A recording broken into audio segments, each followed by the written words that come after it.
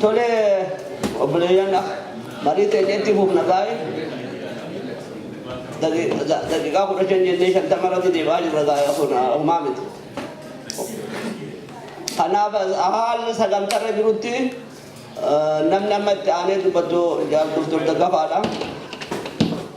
Dubbii isaatti koo waan hifanneef bakka jijjiiruu barbaanne boqotuuf gara haala guddina afaan Oromootiif aadaa ajuu beektota Oromoo kajuu san irratti bakka jijjiirraa isaaf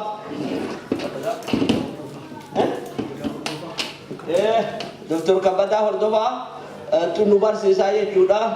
Maaliif namni bojaarsoome nama naaf eeggatu bara hedduu as keessa deema waan ta'uuf nama hedduun beeku maqaa sirriitti yaamuu akkanumatti waan beeku gaggodhadhee maqaa gaafadhee akkasitti kanaa hubattan gaafadha. Amma waa'ee aadaa Oromoo afaan Oromoo guddina hawaasa Oromoo irratti ogummaa isaanii qabaniin isaantu nu barsiisaa. Kanaaf sirnaan akkanaa simattan sidhafeera. Kana boodan waltajjiin isaanitti karaa abbaa waltajjii taatan akka nu dura dhaabbatanii mul'atan kabajaa isin hafeera.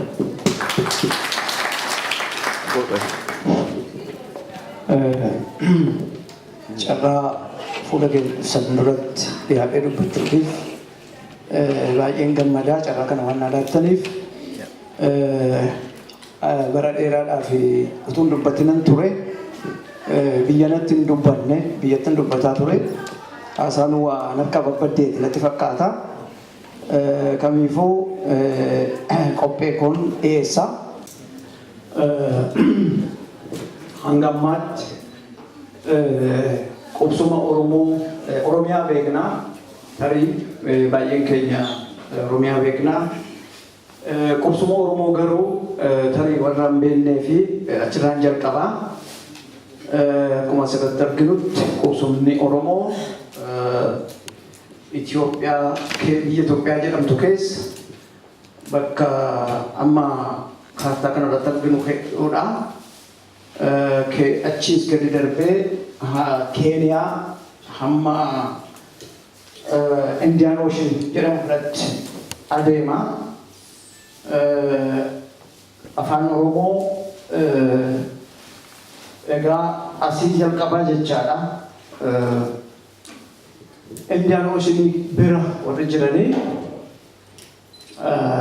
waataa jedhamu Oromoo waataa jedhamu. Isatti aansee gara oliitti gara Keeniyaa keessatti Oromoo Orma jedhamu. Itti aansee kan jiru Booranaa. Booranni kun egaa daangaa Itoophiyaa lamaanii Itoophiyaa keessaa fi Keeniyaa keessa jiraata jechaadha.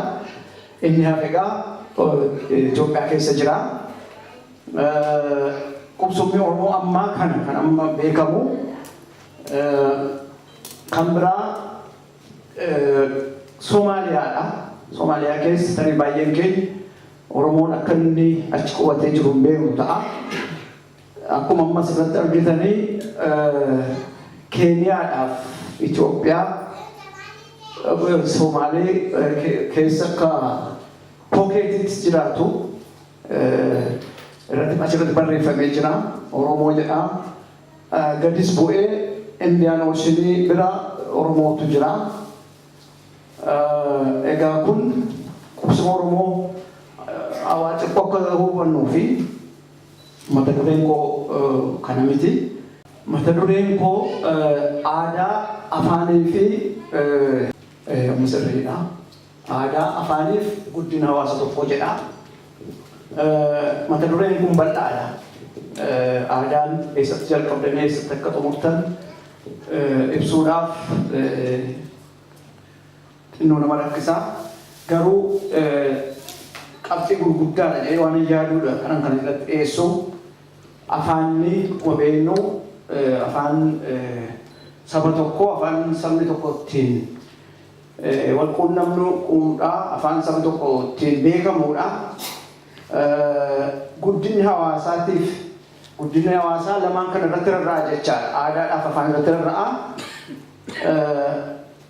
akka afaanii fi aadaan addaan bahanii hin ilaalamanii akka fakkeenyaatti of fudhannee fakkeenya baay'ee kennuu dandeenya. Afaan akka uffataatti ilaaluu dandeenya. Aadaa immoo akka qaama keenyaatti ilaaluu dandeenya. Qaamni namaa kan inni alatti mul'atu uffata keessaan amma kanan isin ilaalu abaluu furdaadha, abaluu qallaadha kanan jechuu danda'u qaama keessan hin argu. Isin qaama koon agartanii garuu uffannaadhaan nan arga, uffannaa keessaan nan ilaala. Kanaafi afaanni uffata aadaa akka jechuu uffata akka uffataatti ilaaluu dandeenya. Aadaan immoo qaama akka qaamaatti ilaaluu dandeenya. Fakkeenya biraa fudhattan immoo foon dhala keenyaatiif lafee dhala keenyaa. Foonni keenya afaanii lafee dhala keenyaa iskeleetaniin keenya garuu aadaa akkasitti ilaaluu dandeenya. Afaan tokko aadaa dirree jiru calaqqisa. Karaa biraa immoo yoo haasofne akkuma asirratti agarru material reflection perspective jechuun namni afaan tokko duwwaa miti keessisaa akkuma amma jenne foon qaba, lafee qaba keessisaa. Lafee qaba, lafeen sun kan inni alatti bahee ittiin himamu yookiin mul'atu akkuma foonni keenya lafee keenya irratti lafee keenya irra jiraatee namummaa keenya mul'isu. Afaan tokkos aadaa dirree jiru mul'isa. Maal jechuudha fakkeenyaaf waliin itti deebi'a.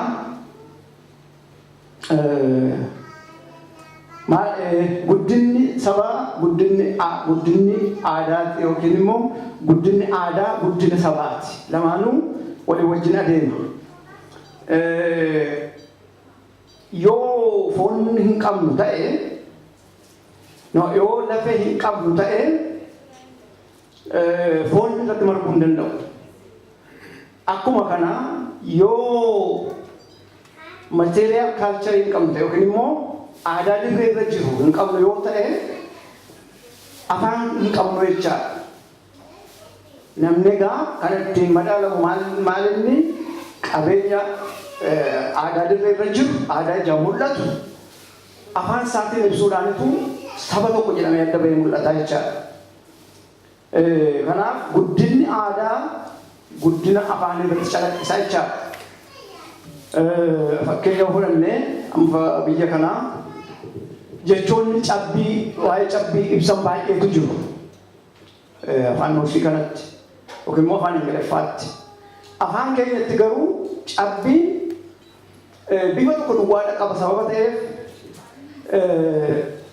cabbiin isa jedhu duwwaadha qabna Itoophiyaa Oromiyaa keessatti jechaadha. Garuu asitti cabbiin hin hirama jecha adda addaatti hirama. Bifa adda addaa yeroo adda addaa qaba sababa ta'eef gilaatii yeroo ta'u cabbii biraati yeroo roobu cabbii bifa biraati gamaa hunduma keenyatu keessa jira beenna. Kanaafi amma aadaa mul'ataan waa'ee cabbii agarsiisu afaanni ala jiru kan agarsiisaa jechaadha. Cabbii ala jiru kan calaqqisaa jechaadha. Isuma dubbanneedha. Kunis aadaan bakka gurguddaa lamatti qoodama. Isuma musliin jedheedha keessan deebi'u. Aadaa dirree irra jiru jedheera. Fakkeenyaan isa haidhaala. Fakkeenyaaf kanaan fudhan aadaa dirree irra jiru. Aadaa dirree irra jiru yeroo jennu waan ijaan mul'atu jechaadha, waan qabatamu jechaadha, haala hafuuraa miti jechaadha, yookiin immoo abistiraaktii miti jechaadha kun. Kuni amma fakkii sirna buna ittiin bunni itti dhiyaatudha. Naannoo bisaaniitti bunni akaamaa jira, mi'i jabanaan bira jira, uffattee kan isinitti dhiyeessu jira. Otoo haasofnu kun naannoo giddu galeessa Oromiyaatiin fudhatame. kanaan kun fakkiin kun jechaadha. Egaa kun aadaa mul'ataa keessaa tokko jechaadha. Aadaa mul'ataan kun lafee isa ta'ee jechaadha. Ijaan isa arginuudha jechaadha. Tokkoon wanti nu asitti agarru kun afaaniin immoo hin ibsamu. Uffanni aadaa jira, bunni kan jedhu jira, lagi bisaan kun jira, leek isa jennuudha. Leekiin maal afaan Oromootti? Haroon jira, jabanaan jira, mooyyee bunaa jennaa jira, qoraan jira. Laftitti buna kaanii barbadaan jira. Jechoon namni isiniin jedhu kun hundumti isaanii aadaa isa jaan mul'atu kana. Isa jaan arginu kanatu afaaniin jechaa jirra jechaadha. Aadaan dirreerra jiru afaaniin calaqqisa mannan jedhe isa kana. Fakkeenya biraas fudhachuu dandeenya. Kun afaan nuuskiitiin barreeffame. Farda gulufuudha kun. Aadaa bakkeerra jiru. Aadaa dirreerra jiru san jedhee materiyaal kaalcha isa jedhe. Aadaan kun aadaa Oromoo isa mul'atudha. Waa'ee aadaa isa mul'atu kana yoo hin dubbanna taane afaan hin dubbanna. Maal jechuu dandeenya? Fakkeenyaaf uffannaan bakkeen jira, laftirra gulufan jira, fardi jira, garee waliin gulufu jira, uffannaan warri farda gulufu jira. Kun aadaa Oromoo keessaa isa tokko jechaadha. Aadaan farda gulufu ijaan akkasitti argina. Waa'ee isaa immoo jechaan ibsuu dandeenya. Jechaan ibsuu dandeenya, geerarsaan ibsuu dandeenya. Haala adda addaatiin afaaniin himuu dandeenya. Inni gaa spiritual culture jedhamu yookiin immoo aadaa isaas yaadaan calaqqisa isaa mataa keessatti godhannee ammallee kan nuyi ittiin appreciate goonu sababa kanaan dura aadaa kana sammuu keenya keessatti afaaniin galmeessinee sababa qabnuufitu gaafa iji keenya argu jecha isaa waan jiru kan hundumaa appreciate goona. Kanaan dura argineera sababa ta'eef. Ijoolleen asitti dhalatte tokko fakkeenya isinii kennuudhaaf riivarsii isaa yoo haasofne kana yoo itti agarsiiftan ijoolleen Oromoo tokko asitti dhalatanii kan guddatan jechaadha. Hamma kanatti appreciate gochuu hin danda'an kana. Nuti garuu warra cidhaannee guddan gaara naannoo isaa jiru yaadna yeroo namoonni kun walii wajjin akkas gulufan akkamitti akka isaan walii wajjin biheevii godhan yookiin immoo taphatan hin yaadna. Waa hedduu yaadna. Kun abstraction yookiin immoo sammuu keenya keessatti isa waraabamee bifa afaaniitiin as keessa bifa yaadannootiin as keessa taa'e yeroo dubban bifa jechaatiin isa ta'uudha jechaadha. Kun nyaata aadaati. Nyaata Oromoo nyaata aadaati. Akkasumatti yoo ilaalle amma tun dubbatin nuu gala wanti jiru sababa keessa dabarreef aadaa keenya sababa ta'eef waan adda addaatu jira hundi keenya beekna waan adda addaa kana jechaan saasa'uu dandeenya jechicha afaan wanti mul'atu kun garuu aadaa dirreerra cimsa jirudha. Kanaaf egaa kun aadaa nyaata Oromoo keessaa isa tokko jechaadha. Bifa lamaan galmaa'ee jira, bifa ijaan mul'atuun jira, bifa jechaatti immoo jechoota qabnaaf jiran nyaata kana keessatti bestoo yookiin immoo qabatamanii jiran jechaadha. Traditional maat. Kun immoo akkuma beeknu aadaa uffataati. National diraaktedha. Aadaa uffata Oromooti.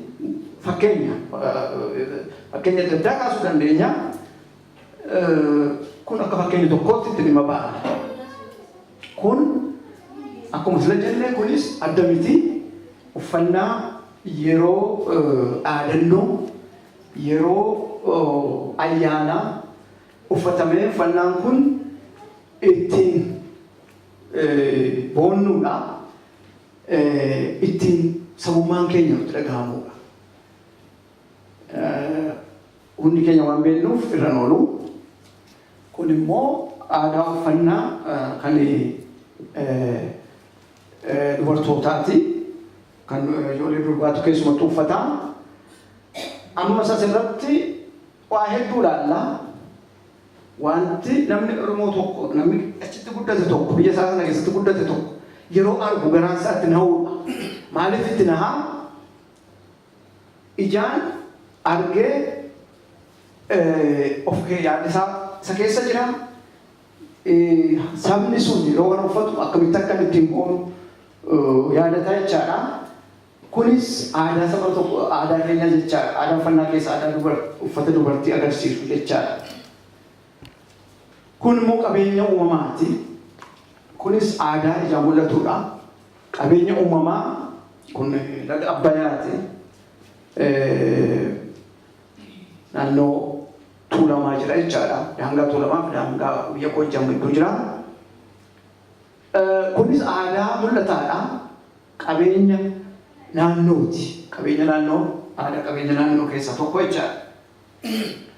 Kuni mana baadiyyaati. Fakkeenya mana aadaa mul'ataa keessaa tokko akka fakkeenyaatti kan fudhachuu dandeenyudha. Yeroo kana ilaallu ijoollummaa keenya yaadannaa, yeroo kana ilaallu warra keenya yaadannaa, qe'ee keenya yaadannaa. Manni kun keessa maal akka fakkaatu illee nutti mul'ata. Egaa kun aadaa manaati jechaadha. Aadaa mul'ataa manaati. Jechoonni adda addaa jiru. Sirboonni adda addaa jiru kan ibsan. Yeroo mana kana ijaaran daboodhaan illee kan ijaaran jiru. Keessatti wanta adda addaatu ta'a. Qabeenyi horii namaa fuuldura harreen jirti.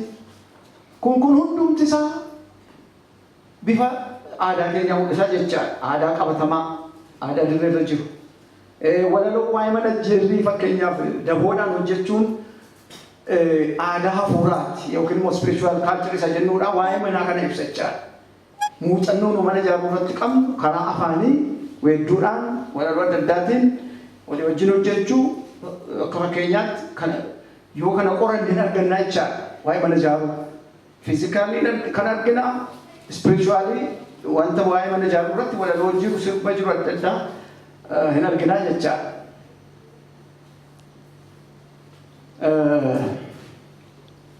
Amma gaa guddina afaaniif guddina sabaa jedhutti dhufaa jira. Waa lama jenne gaa amma aadaa qabatamaan jira yookiin aadaan dirreerra jiru jira.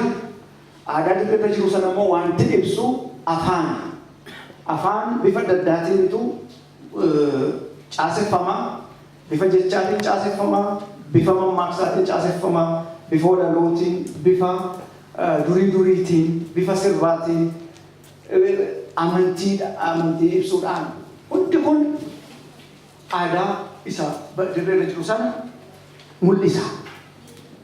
Egaa amma gara biraatti ceenaa poolisii afaaniif guddina afaaniif guddina saba tokkoo murteessuudhaaf garii caalaan sirra dubbatameera. Waan babbareedaan dubbatame keessumattuu obboleessa keenya isa boodana dubbateeni. Achi keessa jira language policy jedhama.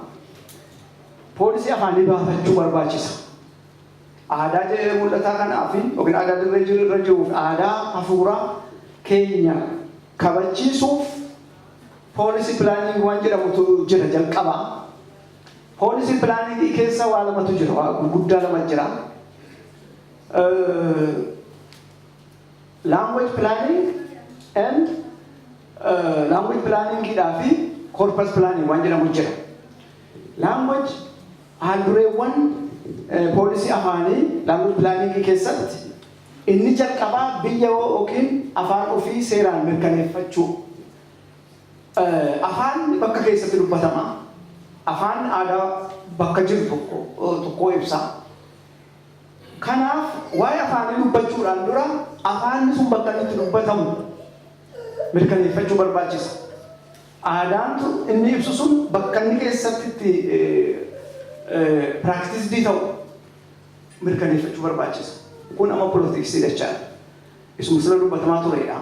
Warri politikaa keessatti hojjetan baay'ee beektu kana karaa afaaniitiin kan inni ilaalaa jiru kana karaa afaanii waan jedhamu. Language policy qabaachuun afaan biyya ofii mirkaneeffachuudhaan jalqaba. Biyya ofii mirkaneeffachuuf immoo maal keessa waan deddeebi'u miti biyya ofii to'annoo ofii jala oolchuudha. To'annoo ofii jala oolchuuf immoo humna qabaachuudha. Humna qabaachuudhaaf immoo tokko ta'anii wal ijaaruudha. Dhuguma kaayyoo biyya ofii qabaachuu irratti namanna yoo ta'e. Utuu biyya qabaatin qabeenyi hin jiru.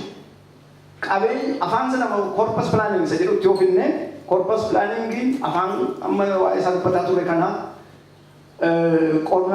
qorachuudhaan kitaaba barreessuudhaan barsiisaa leenjisuudhaan sadarkaa birootti hojjechuudhaan qabeenyi kan hundumaa gochuudhaaf qabeenyi isa jalqabaati.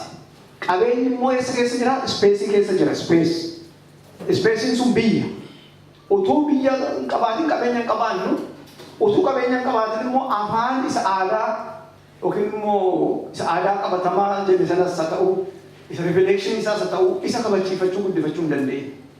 Inni jalqabaadha keessan deebi'aa qabxii masa duraati biyya ofii qabaachuu. Afaanii fi afaan ofii seeraan mirkaneeffachuu akka inni mirkanaa'u hojii ooluu danda'u gochuu. Inni lammaffaa akkuma nama jedhaa jiru afaan yookiin aadaa karoorsuu. Karoorsuu jechuun pilaanii baasuu jechuudha. Afaan tokko bakka akkamitti hojjetama? Mana barumsaatti hojjetama moo hojjetamu? Sadarkaa mootummaatti hojjetama moo ittiin hojjetamu? Kitaabiin barreeffama moo barreeffamu? Isatu pilaanii goonaa jechaadha. Eega kana pilaanii goonee booda amma gaa practical issue warra ta'e hojiitti jiru lafa jedhamutti dhufnaa jechaadha. Egaa walumaa galatti dura biyya qabaachuu qaba barbaachisa. Isa booddee waa'ee afaaniif waa'ee aadaa guddisuu isa booddee dubbachuu hin danda'ama. Utuu biyya hin qabaatin utuu qabeenya ofii irratti ajajuun hin danda'amin aadaa ofii guddisuun hin jiru qabeenya afaan ofii guddisuun hin jiraatu. Walirra jira jechaadha. So sadarkaa inni jalqabaa waan ofii kabachiifachuudha. Waa'ee aadaa furaadhaatti fakkeenya tokko dhiyeessuu barbaada. Sila aadaa qabatamaa isa jennu ilaalleerra. Aadaa dirreerra jiru isa jedhu ilaalleerra. Kan hundi keessan argitaniitu ta'a. Fakkeenyumaaf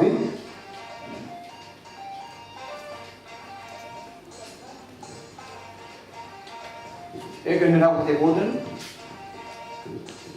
sagalee isaan dhaga'amu.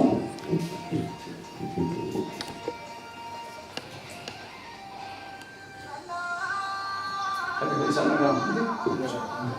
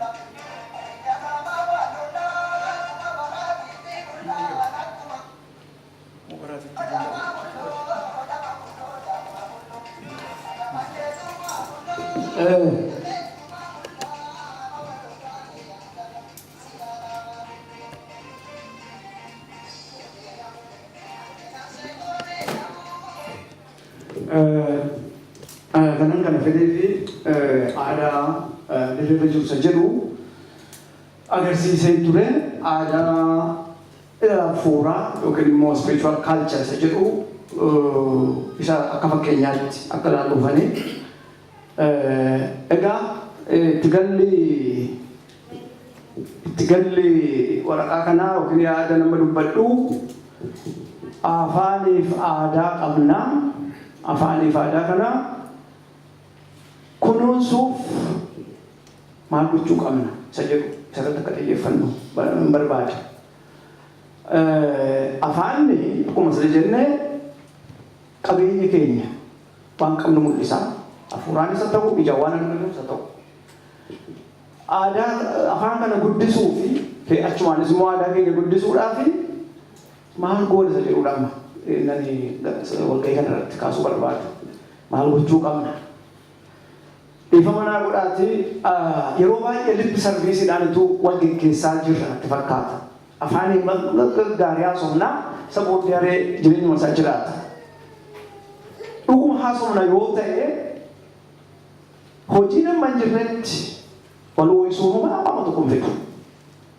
Jireenyuma keenya dhuunfaatti yoo ilaalle namni tokko yoo socho'u ta'e biyyatti waa tokko jiru yaadaan baaritti nagadaa balwee as taa'eetu yaadaan achi baaritti nagadaa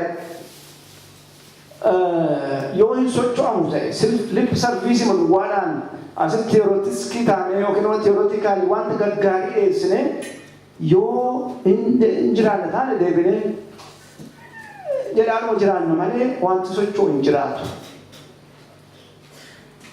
Emotionalis immoo kaanee wanti nu goonu hin jiru. Yookiin immoo ooyileefis wanti ta'u hin jiru. Hamma yoonaatti deemamee jira. Wanti argame jira. Waan kufaatiin ta'es immoo jira. Yookiin inni ta'es jira. Kufaatii isa argame sana qabannee kufaatii yookiin dadhabina isa ta'e sana immoo akkamitti fooyyessina isa jedhudha. Practical. Asteenye fakkeenyaaf asitti galleerra maluuti morollees jechuu dandeenya. Asteenye maal gochuu dandeenya isa jedhudha. Genuinely dhugumaan keessa keenyaa yoo of kennineera ta'e aadaa keenyaaf afaan keenya akka inni jiraatu barbaanne yoo ta'e sabni keenya akka inni lafarraa duguugamu hin barbaanne yoo ta'e practically waan gochuu qabnu tokko irratti walii galuu qabna. Egaa gaaffiin koo akka yaada xumuraatti aadaa keenyaaf afaan keenya kabachiifachuudhaaf biyya qabaachuu qabna jalqaba. Biyya qabaachuu jechuun immoo kaartara isa jiru kana duwwaa miti. Hojiidhaan iddoo waan biyya keenya irratti ofii keenya murteessuu danda'uu qabna. Isa booddee qabeenya keenya irratti murteessina. Isa booddee qabeenya keenyaan immoo waan keenya guddifna. Warri poolisii aayidooloojii gurguddaa sadiitu jira. Assimilationist policy waan jedhamu jira. Warra amma jiran biyya Impaayera Itoophiyaa keessa hamma yoonaatti assimilationist policy kan isaan hordofan. Maal jechuudha? Afaanni baay'ee jira biyya sana keessa. Kanaaf qabeenya hin qabnu afaan kana hundumaa guddisuudhaaf jedha. Warra akkasii maal barbaadu? Sababa kan dhugaan afaan adda addaa kennu. Barsiisaa leenjisuu barbaachisaa waan baay'ee kennu gara hunduu isaan asuuma. Warra akkasitti adeemanii yuunivarsaali maal barbaadu? Aadaan tokko doominaantii ta'e akka ba'u barbaadu. Gama isaanii yoo dhaabbanne ilaalle dhuguma gaarii. Ani garuu akka saba tokkootti sabii Oromoodhaa qabeenyi inni qabu gibirri inni kaffalu afaan isaa guddisuudhaaf aadaa isaa guddisuudhaaf hin xinnaatamoo kan jedhu gaaffii assimilationist policy kanaan mormuudhaaf. Akka hundi keenya beeknu namni baay'een gibira baay'ee kaffala. Kanaaf waan isaa kabachiifachuudhaaf nama biraa gargaarsa hin barbaadu. Barsiisaa leenjisifachuuf, kitaaba barreessisuuf, ittiin afaan isaatiin hojjechuuf gargaarsa iddoo biraan barbaadu. Of danda'a. Maaliif gibira kaffala tokkoon isaa. gibira kaffalu kanarraa waan isaa kunuunsifachuu isa rakkisu. Gammi biraa kana beeka. Yoo biyya ofii kabachiifate sabi kuni akka inni of kunuunsuu danda'u beeka. Qabeenya qaba sababa ta'eef. Ideoloojii sadi jira jedheen ture inni kaan ammaaf nu barbaachisu. Ideoloojiin inni biraa multicultural multilingual isa jedhudha. Biyya keenya keessatti hin jedhama malee quote unquote multilingual multicultural policy kan gaggeeffamaa jiru. Maaliin beekama kuni maaliin madaalama yoo jettanii paper policy kan jedhamu jira. Public consumption idhaaf kan oolu. An official policy nga humna dhabsiisuudha ta'a paper policy sana multicultural policy ideology isa jedhamu sana humna dhabsiisuudha. Humna dhabsiisuu jechuun immoo afaan keetti dhimma hin baatu naannoo kee hin bulchitu qabeenya kee irratti lajajjuu jechuudha karaa biraa. Ideology inni sadaffaan immoo innis assimilation policy dha garuu willingly dha immoo fakkeenyaaf afaan Ingilizii yoo fudhattan globalization waan jedhamu jira. Inni willingly namni waan isaa gadhiiseetu assimilated ta'a. Global language tokko barata. Amma gaa'illi nu barbaachisu kanan jedhee fi lamaan warri nama boodan haasa'e kun nu barbaachisan ideoloojii isaanii amma haasa'uun kanan jedheef kanaaf. Assimilation policy biyya amma Oromiyaa jedhamtu kanarratti itti hojjetamaa jira. Paper policy isa duriirra wayya. Sabni hundumtuu afaan isaatiin hojjeta kan jedhu paper policy jira. Inni kun hin jedhama public consumption jedhama. Keessaan garuu dinaayiliitu jira hin dhowwatamu. Akka inni dhowwatamu haaluma sila sitti mamaa ture hin dhowwatamu. Qabeenya isaa irratti lajajju afaan isaa yoo hojjetame iddoon argatu namni suni amma maal godhaa gradualis jedhu warri biyyanaa gadhiisaa kan isaa gadhiisaa assimileetii ta'aa dhufa. Egaa itti dammaquun qooda keenya jechuufan jedhe. Kana caalaa waan haasa'u qabu. Let us be practical. Hojiidhaan anas jiraadhee maal gochuu danda'a jedhee of gaafatan jalqaba. Tokkoon keenya of gaafan. Isa booddee walii gallee waan gochuu qabnu boona. Waan na dhaggeeffataniif galatooma fixee. Tole Dr. keenya hedduu si galateeffannaa. Nama beekaa yoo kana qabaachuu illee sitti goonna. Galatoonni haasaa bareedaa fi barnoota gaarii akkasumas nuu kennitanii yeroos odoo fedhii yeroo isin kennamte keessatti waan kan hunda raawwatuuf hedduu isin goonnaa galatoomaa isin jira. Kana booda marii keenyas gara gabaabinaatti xumurataa deemnaa. Hamileen teessan akka hin tuqamneef hamilee gaariin akka hojii jiraattan ammas irra deebi'ee isin jajjabeessa. Karaa biraa waan gurguramus hedduu qabnaa litooriin jirti. Waan adda addaa waan hedduu waan qabnuuf naannoo jaalala ayyaanaan jirutti hirmaattanii akka waa bitattan isin gaafanna. Duubarra immoo caalbaasii ajaa'ibaa qonnaa abbaa hostaa afaan gara tolchee kutaa Iskandanaviyaaf kennee jiraarra. Kutaan caalbaasii kanas dhiyeessaa gara boodatti karaa biraatti jaalli Mikaa'iloonis waanjuu qophaa'aa jira waan karaa isaatti dhiyaatus jirti. Bakka buuseef inni dhiyaatus karaa isaatti waan qophaa'aa jiru jira. Kan hundaa bakka qopheessitan dhaammadha. Itti sagantaa keenya kan amma itti Dr. Daggafaa akkuma jirti itti nuufufaa isa boodan gaagara itti dabaru wal mari'annaa dadhabnes itti humeennes xiqqolaallee itti boqonnee jettanis jaarolee keessa waan jirtuuf xiqqoo kanattumaa Dr. Daggafaa barreessee kennee fi jiraan gasbatu rakkoon hin jirtu.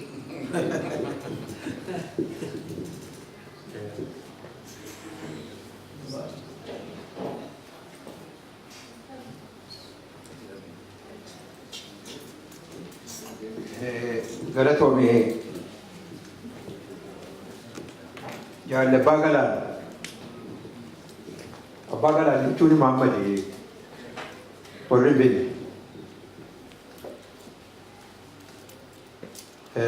deebee kan deebee jaalle Dr. Kabbada waan baay'ee nutti hime. Ana amma kan amma isiitti muudhaaf deemu kuni beekumsa san caalee utuu hin taane haala anamma uummatiin ilaaltanii umurii adeemeera. Haalanii ijoollummaadhaa kaasee hanga ammaatti mana barnootaattis ta'ee waan abashaan nama keenya godhaa ture fi ammallee akkatti jiru haala ofii kootis argee seenaa irrattis dubbise.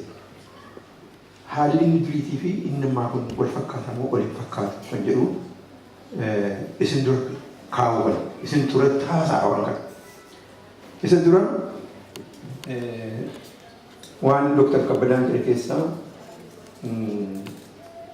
kan ofii kan kooti jedhee namni tokko kan isaa durfachuu qabu. Utuu kan isaa hin durfatini namaaf dhamamuu qabu. Kan isaa dura itti dhama'ee kan isaa preserve gochuu qaba jechuudha. Dhaloota urtis dabarsuu qaba jechuudha. Amma Dr. Kabbadaan waa'ee assimileshinii kaasee ture. Tooftaan abashaadhaa uummata garbummaadhaan qabatanii assimilee gochuudhaan poolisii kana baafataniitu irratti hojjetaa turanii ammallee kanatti jiru jechuudha. Poolisii assimileeshinii kan keessatti nurrallee warri umurii kootiin jiru kuni nurrallee ga'eera jechuudha. Afaan Amaaraa akka afaan saboota Itoophiyaa keessa jiran kan dhuunfatee irraa aantummaa argatee namuu aadaa isaatii fi afaan isaa kana dagatee akka kan isaanii fudhatutti poolisii baasanii irratti hojjetaa ture. Kun maal inni ijoollee baay'ee qaroo ta'an hiriyooti kollee qaroo so brilliant kan ta'an yuunivarsiitii galuudhaa fi dirqamni tokko afaan Amaaraatti maatirikii darbu. Warri dargii turtan yuunivarsiitii galtanii yookiin haayiskuulii turtanii yookiin immoo dirooppii taatanii utuu baratanii haftanii kana beektu. Amma as keessa ijoollee dargaggoota baay'eedha. Ijoolleen kun hin beekan. Kanaaf kana kaasaa inni taa'ee haasofne kanaaf. Yuunivarsiitii galuudhaa fi afaan Amaaraa maatirikii darbuun ulaagaa isa guddaadha jechuudha. Akkasitti ijoolleen biriileentii ta'anii kan qaroo ta'anii yuunivarsiitii utuu hin galini akkasitti kufanii jechuudha. Isaan kaan qe'eetti galanii qotee bulaa ta'an. Isaan kaan immoo koorsii adda addaatti galaniitu barsiisaa fa'aa ta'anii, narsii fa'aa ta'anii, teeknikaal waanii fa'aa ta'aniitu akka jireenya isaanii gaggeeffatan jechuudha. Waan assembiishin isaa irratti kan jechuudha. Amma Haile Sillaasee qubutti kun dirqii waan ta'eef sababa poolisii assimileeshinii sanaa fi ijoolleen Amaaraa taanee akkasitti koraafamanii hafan jechuudha. Iddoo tokko tokkotti afaan Oromooillee haasa'uun baay'ee qaalii waan ta'eef hojiilee galuudhaa fi maqaa jijjiirratu jechuudha. Dhuguu hojii galuudhaa fi bakka hojiitti beeksifatanii galuudhaaf jedhan sana appliikeeshinii gashuu jedhanii maqaa isaanii godhatanii በዚህ ስራ ሰባችን maqaa kanaa jijjiirratti hojii galuu dandeessu. Yookiin maqaa isaatti qolfu. Hiika maqaa sanaan beekanii maqaa Oromoo waan ta'eef itti qolfu. Kanaa illee kan baqatanii hojii deebisanii qe'eetti galanii qotiisa qotantu jira jechuudha. Umurii keenyatti kan agarra jechuudha. Because of assimilation. Assimilation jechuun yoo hiika. Assimilation jechuun yoo hiika mara keessaa. Assimilation kun nama dhuunfachuu. Nama dhuunfachuu aadaa isaa dhiisee, afaan isaa dhiisee, kan saba isaatii dhiisee, kan gara biraa akka fudhatu gochuu jechuudha. Akkas. Kan ofii dura dursu jechuun Oromoon amma biyya keessatti afaan hojii, afaan barnootaa, afaan Oromoo ta'ee amma ishee sharbaa jiru. Nu immoo meeqa tamtu keenyatu afaan Oromoo barreessuudhaa fi dubbisuudhaa fi tattaaffii godhaa jiru. Kan keenya isaan keenyaa kana dubbisuu fi barreessuudhaan tattaaffii godhaa jiru. Kanallee mataa keessatti qabachaa jechuudha. Gara waan kuttan illee ilaalifama.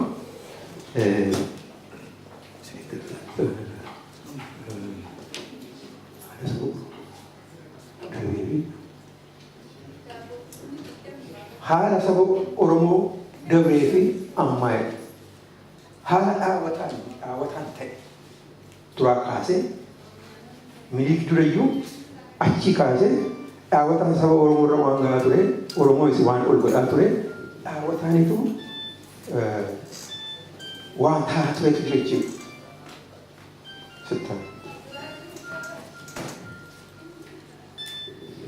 Biyyi Itoophiyaa jedhamtu suni biyyi Itoophiyaa jedhamtu yeroo Minilik yeroo Tewoodiroos kaasee yeroo Yohaannis kaasee kan Minilik kaasee kan Haayile Sillaasee kaasee kan Dergii kaasee kan Wayyaanee qabatee biyyi Itoophiyaa jedhamtu suni biyya qawweedhaan eegamtee jechuudha. Military occupation hanga maali biyyi suni maqaadhaa fi siviilii jedhamu Ugu keessa saalaallu militariidha. Akkasitti qoodame jechuudha. Uummata Itoophiyaadha. Kibbaa keessi gaafa dhuunfatamu lafti isaatii fi uummati isaa naxalyootatti qabe jechuudha.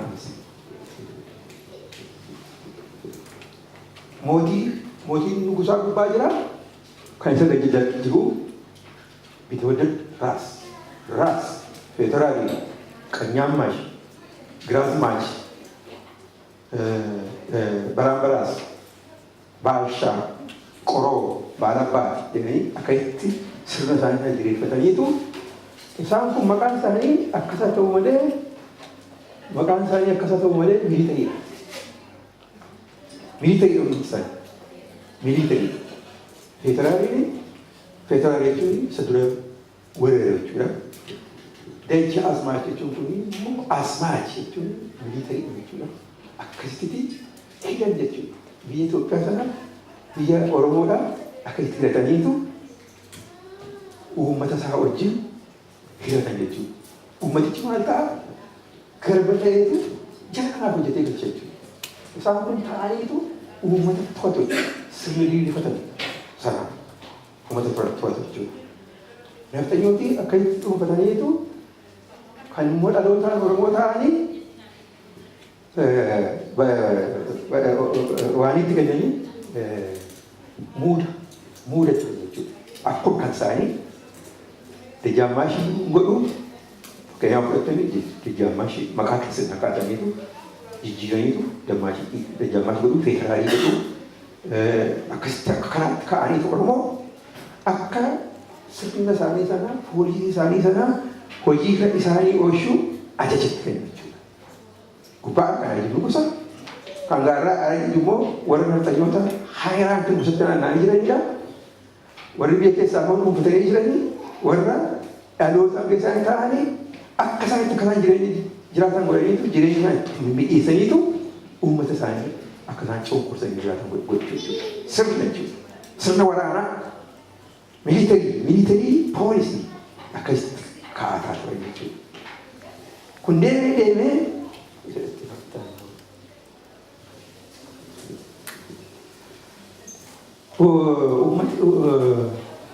uummanni Oromoo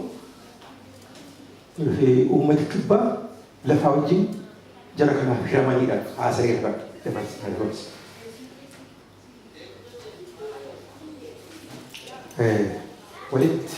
Walitti kanarratti maal ta'e Oromoon dur jireetu waggaatti yookiin waggaa 8 jireetu iddoo tokkotti dhaqee muuda dhaqachuudha. Bakka hundumaatii jilli bakka bu'aanii Oromoo bakka qubate sanaa jilli dhaqachuudha.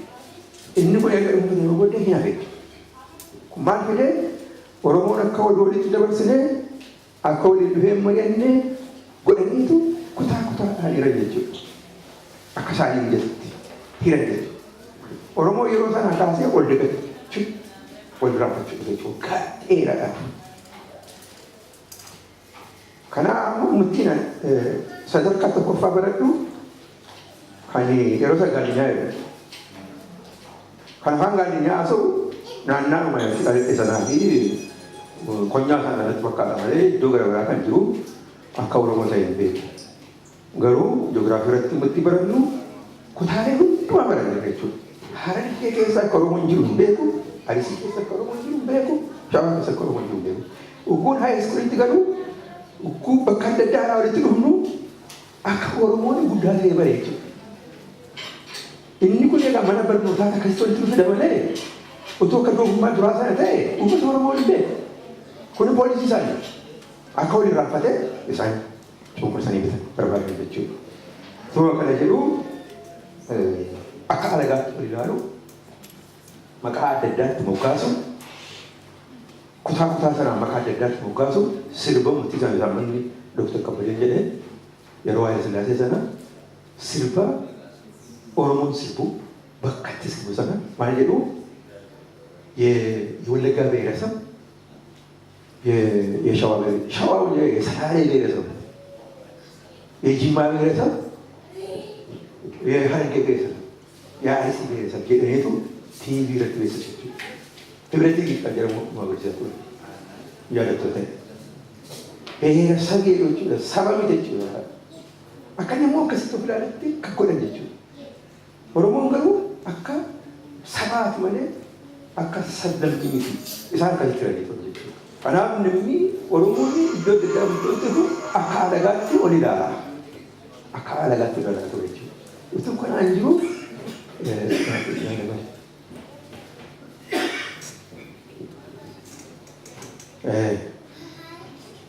Oromoo muuduun jireenya gaarii akka jiraatan of jalatti leenjisuu fi fakkeenyaa fi hafta gorgeessa.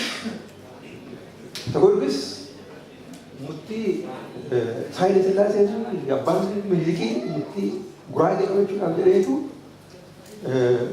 hafta gorgisi ijoollee gandaa wajjin taphata. Nafxanyaan tokko fuudhee Minilikitti malee Minilikitti guddate jechuudha.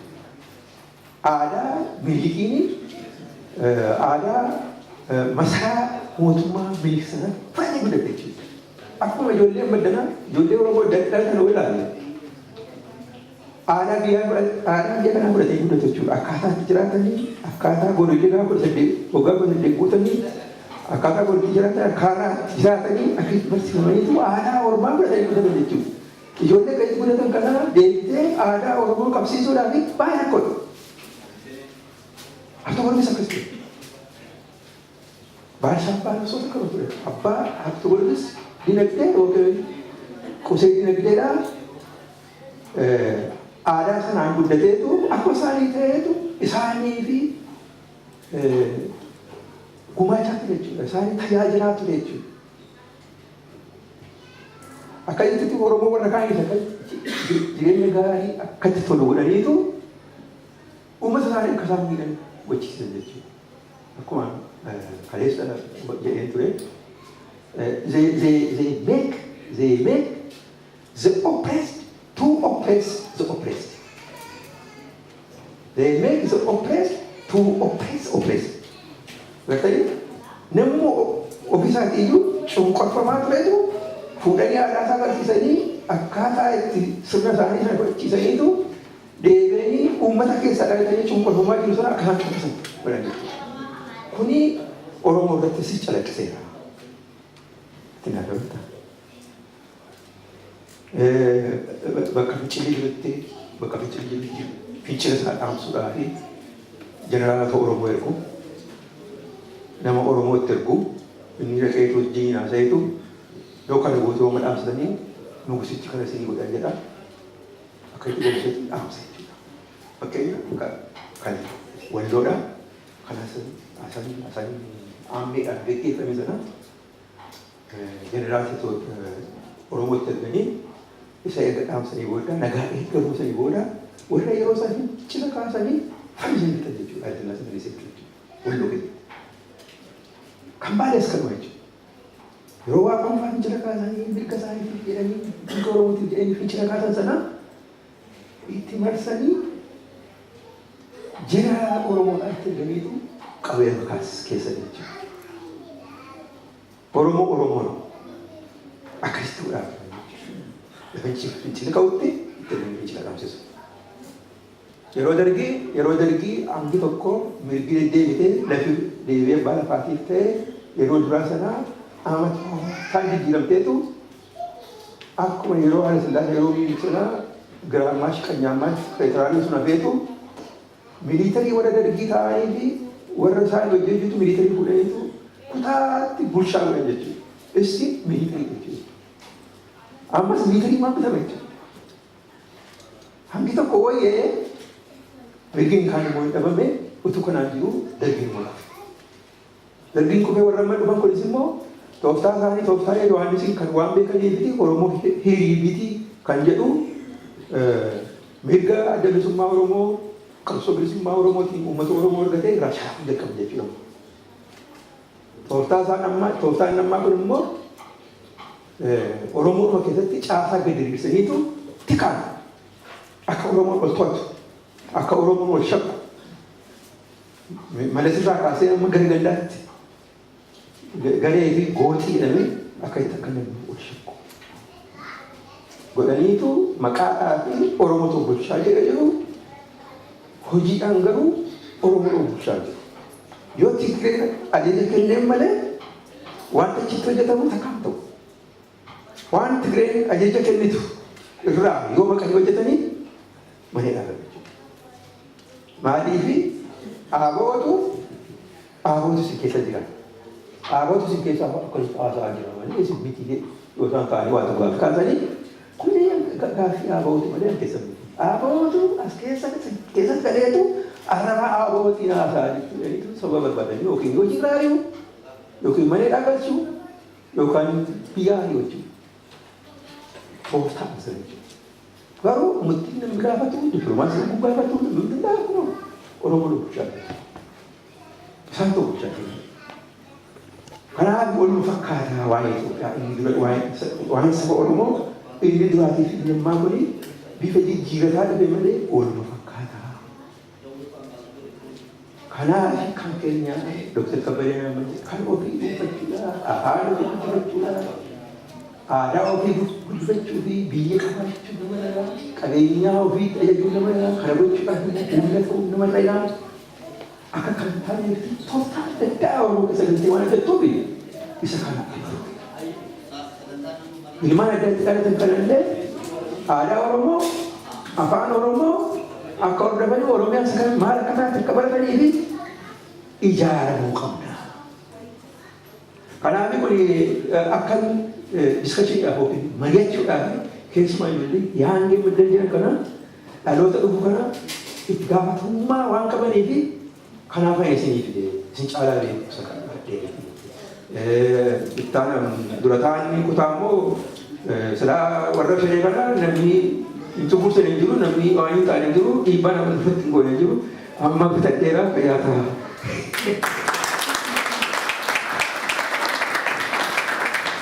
Kalau jalan tu ni, jadi nampak kursus dan tahu. Atau jalan tu lah, dari kah, ofis tu berada di fayat mana ni? Amuat aku betul itu jalan tu betul jalan tu ni. Sadan tak kayaknya aku mau jurun tu pun nak. Nabi tak tahu kam. Nabi kerja saja interest ekam nalane. तो ये गलत है बता खाना त्याग से वाला लेसा तो को अगर वाला लो जिरा वाला लेसा कौन जाले का मच्चिस ना दो वाला लो अजाइबात है उन्होंने रखे अजाइबात लाल तो का कबाद दूर गया वाला लो साथी इसे लगे बने मेनू वाला लेसा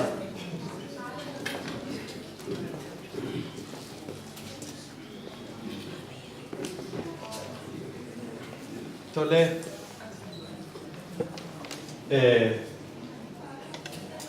hawaasa Oromoo Iskandanaviyaa baga nagaadhaan wal agarree carraa gaariidhaan jedha. Oromoon walitti qabamee waa wal barsiisee waa'ee rakkoo isaatii mari'atee haala keessa jiru xiinxaluun waan guddaadha. Amma waan hedduu baranne waan hedduu dhageenye bu'aa guddaa arganneerra jechuudha. Ani yeroo baay'ee walaloodhaan inni yaada koo ibsachuu jaalladha. Walaloodhaan yaada koo ibsachuun jaalladha. Garuutu walalootti biran naqin waan natti dhaga'amtu tokko dubbadheen walalochatti darbaan of kalchaan jedha. maal keessa jirra waan jedhu tokko hedduun dubbataniiru. Doktoroonnis jaalli jireenyaa faas namoonni hedduun dubbataniiru. Akka waliigalaatti maal keessa jirra?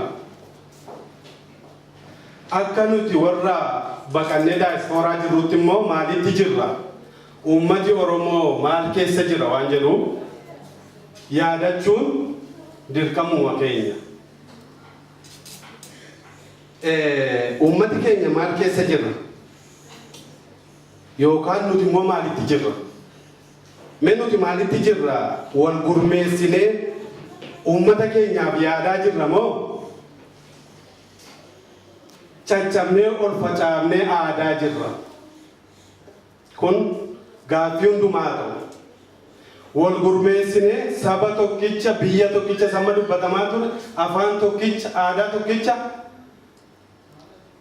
madda walaabuu fidamee kuushirraa dhufe sana habashaatti laannee uummata miliyoona 40 wayii fi lafa bal'aa guddaa sana habashaa miliyoona 3-4 laannee daayispooraa jiraannee nagaan bulleedhuma faffacaanee aadaa jirra moo uummata sanaaf yaadaa jirra? Yoo uummata sanaaf yaaduu dandeenya ta'e gurmaa'uutu barbaachisa. Yoo gurmoomne hirree tokko taana, yoo hirree tokko taane immoo uummata sanaaf waa goona jechuudha. Uummanni Oromoo maal ta'aa jira? Daguugamaa jira. Saamamee iyyoomaa jira. Biyyarraa ari'atamee faca'aa jira. Ajjeefamaa jira. Mana hidhaatti guuramaa jira. Egaan nama jedhu kun taasisuma Oromoo ta'ee dhalatee balballi inni itti rurrukutamin hin jiru. Hunduma kanatti balbala rurrukutan.